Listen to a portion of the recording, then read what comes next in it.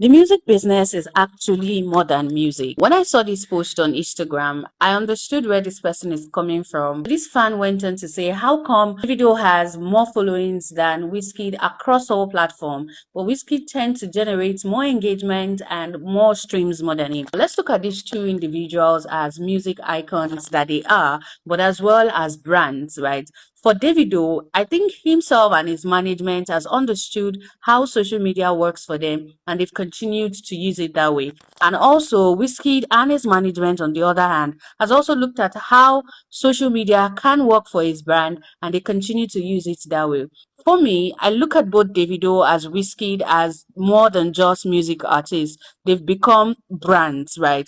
So for Davido uses social media a whole lot. He engages a lot. You can tag Davido on a tweet, and a couple of minutes or hours later, he will give a response. Whereas Wizkid might never give a response to it, and might not put up a new tweet until maybe the next 3 months. And this works for both artists. Well, I'll say for Wizkid and his management, they've come to understand that the law of scarcity works for them, increases its demand, comes back online. Fans and even non-fans quickly engage with whatever I put up because they haven't seen such in a while, right? And by so doing, when Wizkid releases a new project, a new music, or is on a new project or new song, he uses these tactics as well, because a lot of times he might have been quiet prior to that release. But when it comes up during the release, he generates a lot of engagement because he has been quiet for a very long time. And that's how Wizkid has been able to keep his brand afloat, in terms of music. And I think, looking at Wizkid as a brand, I think himself and his team uses the music business as a source of revenue generation for the brand and the management, right?